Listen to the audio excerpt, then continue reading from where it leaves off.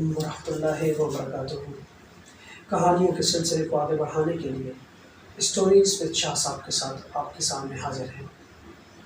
اب تک کی کہانی میں ہم نے یہ جانا تھا کہ مسعود کا سامنا بھوریا چرن سے چاند میاں کے گھر میں ہوا تھا، جہاں وہ ان سے ملنا گیا تھا، اور مسعود کو جب یہ معلوم ہوتا ہے کہ چاند میاں کی موت کا ذمہ دار بھوریا چرن ہے، تو وہ بھوریا چرن پر حملہ کرنے کے لیے ایک چھلانگ لگا دیتا ہے۔ لیکن جیسے ہی وہ چھلانگ لگاتا ہے تو اپنے آپ کو ہوا میں معلق پاتا ہے، کیونکہ کچھ لیس دار مادوں کے ذریعے سے وہ ہوا میں لٹکا ہوتا ہے، اور جب غور کرتا ہے تو معلوم ہوتا ہے کہ کچھ مکڑیاں ہیں 8-10 یا 10-12 جنہوں نے اپنے جال میں اس کو پھنسا رکھا ہے، اور وہ اب ادھر ادھر نہیں موو کر سکتا۔ بھوریا چرن مسعود کو خبردار کرتا ہے کہ یہ اس کے بیل ہیں، اس کے غلام ہیں جو اس کی ہر وقت حفاظت کرتے ہیں، اور ایسا سوچنا بھی نہیں، ایسا بالکل مت سوچنا، کیونکہ اگر آپ حملہ کرو گے تو یہ آپ پر حملہ کریں گے اور میری حفاظت کریں گے۔ بہرحال مسعود کے سامنے وہ وہی مطالبہ دہراتا ہے، لیکن مسعود دوبارہ اس مطالبے کو ماننے سے انکار کر دیتا ہے۔ بھوریا چرن غصے میں وہاں سے چلے آتا ہے اور مسعود کو اپنے بہنوں سے آزاد کروا دیتا ہے، اور کہتا ہے کہ ٹھیک ہے، دیکھتے ہیں کہ تم کب تک میرا کام نہیں کرو گے۔ اب مسعود وہاں سے واپس اسی علاقے میں، اسی ناچنے گانے بجانے والوں کے علاقے میں واپس چلا جاتا ہے، اور ٹھکانہ کوئی اور ہوتا نہیں۔ وہاں سے ایک دن مامور ریاض اس کو نظر آتے ہیں۔ تجسس میں مامور ریاض کا معلوم کرنے کی کوشش کرتا ہے، لیکن مامور ریاض کا کچھ پتہ نہیں چلتا۔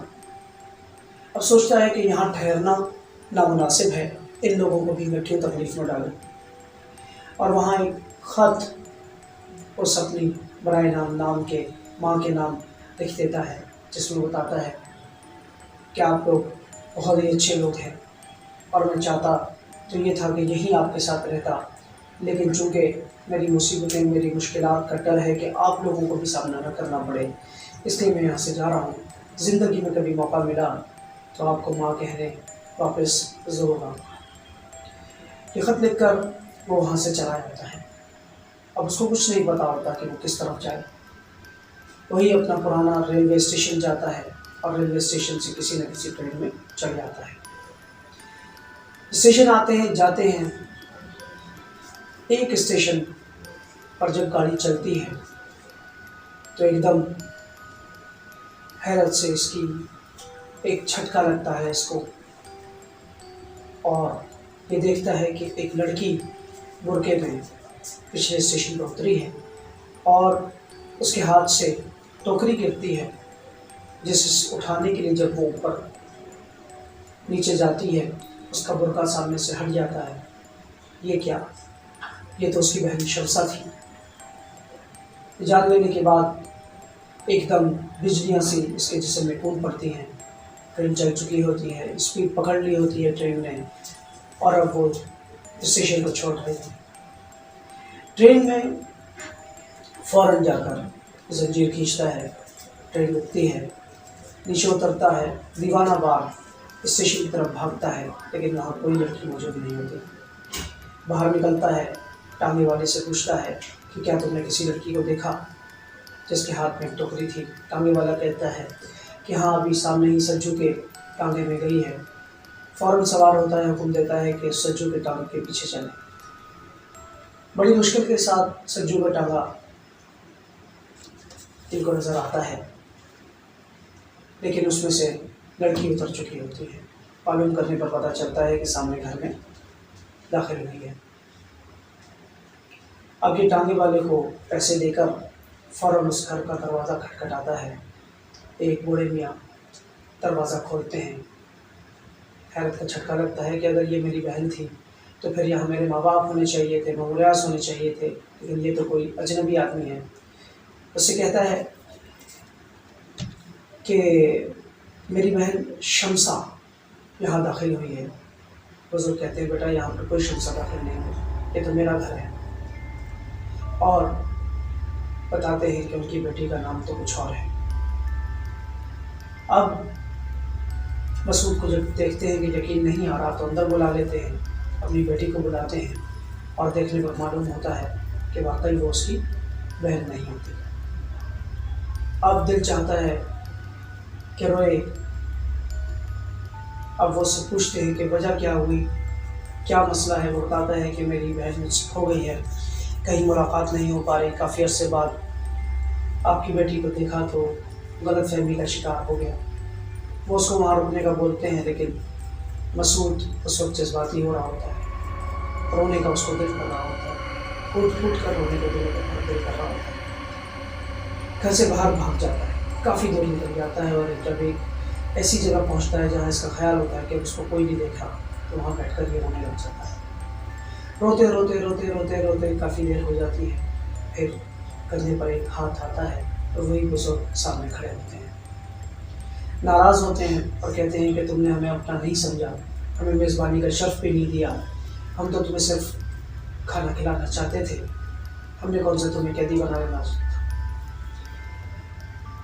مسعود ان کے ساتھ چل پڑتا ہے، ان کو خلوص دیکھ کر ان کے گھر پر پہنچ جاتا ہے۔ گھر پہنچنے کے بعد اس کو کھانا کھلاتے ہیں اور اصرار کرتے ہیں کہ وہ اپنی کہانی کے بارے میں ان کو بتائیں۔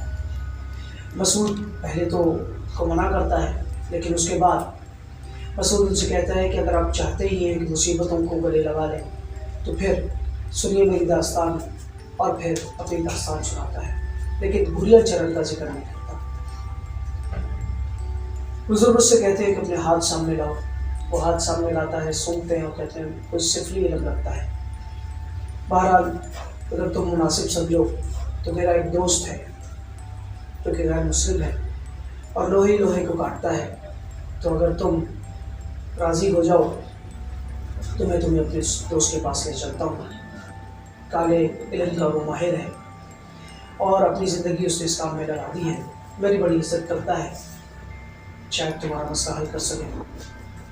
باقی میری فکر چھوڑو، اب بتاؤ اگر راضی ہو تو ہم چلیں۔ مسعود رضامندی کا اظہار کر دیتا ہے اور وہاں سے وہ ٹانگے میں بیٹھ کر شہر سے دور ایک انجان اور ویران علاقے میں چلے جاتے ہیں۔ وہ بزرگ کو بتاتے ہیں، مسعود کو بتاتے ہیں کہ اس دوست کا نام رامانندی ہے۔ اس کے ٹھکانے پر جا کر رامانندی کو پیغام بھجوایا جاتا ہے۔ رامانندی خود چل کر، خود اٹھ کر استقبال کے لیے آتا ہے اور پھر ان کی بہت عزت کرتا ہے، اس لیے ان کو اپنے ساتھ خود لینے وہاں آتا ہے۔ اندر لے جا کر ساری کہانی سنتا ہے۔ ساری کہانی سننے کے بعد رامانندی پریشان ہو جاتا ہے اور رامانندی کہتا ہے کہ تم میرے پاس کام بھی لے کر آئے تو ایک بہت ہی مشکل کام لے کر آئے ہو۔ تمام واقعات سننے کے بعد میں تمہیں بتا دوں کہ یہ کالے جادو کی کچھ ٹوٹل بیڑیاں ہوتی ہیں، کچھ سیڑھیاں ہوتی ہیں، اور جو کچھ تم نے بتایا اس سے ایسا لگتا ہے کہ وہ شنکھا ہے، اور کھنڈولا بننے کے لیے اب وہ جتن کر رہا ہے، جس کے لیے اسے پاک مسلمان کی ضرورت ہے، جس کا ایمان خراب کر کے وہ کھنڈولا بن سکتا ہے۔ بزرگ پوچھتے ہیں کہ تمہارا درجہ کون سا ہے؟ تو وہ کہتے ہیں کہ میرا درجہ تیسرا ہے اور شنکھا کا درجہ اس سے کافی بلند ہوتا ہے۔ میں اس کا مقابلہ تو نہیں کر سکتا، لیکن تمہیں یہ ضرور وعدہ کرتا ہوں کہ آنے والے منگل تک اس سے جان چھڑوا دوں گا۔ بہرحال اگر تم نہ آئے ہوتے تو یہ کام میں کبھی نہیں کرتا۔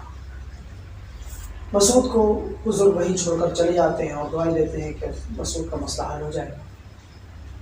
مسعود کو رامانندی کہتا ہے کہ تم نے بالکل بھی یہاں سے باہر نہیں نکلنا، رات کے وقت تم نے کھنڈرات کے اندر آ کے سونا ہے، اور چونکہ تم یہاں کی کوئی گندی چیز نہیں کھاؤ گے تو میں تمہیں مجبور بھی نہیں کروں گا۔ تم کھنڈرات سے تھوڑا سا دور نکلو گے تو باغ ملیں گے، باغ میں تمہیں جو پھل ملے وہ کھاتے رہنا، لیکن رات تم نے باہر نہیں گزارنی۔ 2 دن سکون سے گزر جاتے ہیں، کھانے پینے کے لیے باغ کا رخ کرتا ہے اور رات کو سونے کے لیے واپس کھنڈرات کے اندر آ جاتا ہے۔ तीसरा दिन यानी कि मंगल का दिन आने वाला होता है, मंगल का दिन चढ़ चुका होता है और आज के बारे में मसूद को ये बताया गया होता है कि उसकी तमाम तकालीफ दूर हो जाएगी। मसूद फल लेकर वापस खंडरात की तरफ रवाना होता है कि देखता है कि सामने एक औरत जा रही है और उस औरत ने एक बच्चा गोद में उठाया हुआ है जो उससे चिपका हुआ है। अचानक वो औरत रुकती है और मसूद से कहती है कि बेटा ज़रा इस बच्चे को गोद में ले लो, ये मेरी गोद से उतरता ही नहीं। मसूद कहता है क्यों? वो कहती है बीमारी है इसको, सूखे की बीमारी है इसको, ऐसे ही चिपका हुआ है, थक गई हूँ मैं, थोड़ा आराम करना चाहती हूँ, थोड़ी देर इसको अपनी गोद में ले लो। 1 साल हो गया मेरी गोद से उतरता ही नहीं। मसूद को हैरत होती है कि 1 साल। अचानक वो बच्चा औरत से जो चिपका होता है गर्दन उठाता है और मसूद की तरफ देखकर आँख मारता है और मसूद के जिस्म में फिर से बिजलियाँ दौड़ने लग जाती हैं, क्योंकि वो बच्चा कोई और नहीं हुर्रियत चरण होता है। मसूद उसे देखकर खौफ की एक लहर उसके जिस्म में दौड़ जाती है। औरत से कहता है हुर्रियत चरण चल उतार दिया मुझे, और वो बच्चे को नीचे उतार देती है और बच्चा जैसे बच्चे रीलते हैं और खड़े होते हैं उस अंदाज में खड़ा होकर मसूद को देखने लग जाता है। अब मसूद पीछे मुड़े बगैर भागता है, खंडरात की तरफ भागता है, दौड़ लगाता है। मसूद को नजर आ रहा होता है, महसूस हो रहा होता है कि वो बच्चा भी उसके पीछे है, यानी हुर्रियत चरण भी उसके पीछे भाग रहा है। भागते भागते भागते भागते अचानक हुर्रियत चरण एक बड़ी सी मकड़ी का रूप धार लेता है, जिसका सर जो है वो हुर्रियत चरण और थड़ मकड़ी का है। हुर्रियत चरण भी भागते भागते भागते मसूद के सामने आ जाता है और मसूद के सामने आकर खड़ा हो जाता है। मसूद को रुकना पड़ता है। उसके बाद हुर्रियत चरण मसूद से मुखातिब होता है और मसूद से कहता है, और मुस्लिम, ईमान ही अगर अपना बेकार करना था तो हम बुरे थे क्या?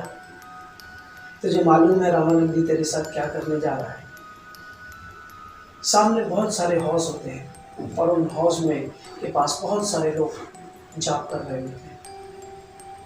उनकी तरफ इशारा करके कहता है, अरे सुसरा, तेरी भी क्या किस्मत है, तू एक से भाग के दूसरे के चुंगल में फंस रहा है। वो मुझे बचाने के लिए तुझे पता है क्या कर रहा है? इतने में रामानंदी आता है। हुर्रियत चरण उसकी तरफ देख कर एकदम सीरियस हो जाता है। कहता है, हाँ रे तीसरे बेर वाले, तू बचाएगा मुझे इससे, तू बचाएगा इसे मुझसे। फिर मसूद से कहता है कि तुझे पता है ये तुझे क्या करने वाला था? ये यहाँ से गंदा खून तुझे पिलाने वाला था, और जब तो तेरा खून गंदा हो जाता, तो नापाक हो जाता, तो हमारे किसी काम का नहीं रहता। अरे तो इसी से बचने के लिए तो भागा कर रहा है। ईमान ही तो तुझे ख़राब नहीं करना, और अगर ईमान ही ख़राब करना था तो हम क्या बुरे थे? ये क्या करेगा तेरे साथ? ये तो तुझे हमसे छुड़वाएगा, लेकिन उसके बाद ना तू क्या होगा? तू धोबी का कुत्ता, न खर का न खाट का, क्या करेगा? और फिर कहता है, ठहरो, पहले मैं ज़रा इस तीसरे बेर वाले का अंजाम तुम्हें दिखाऊं।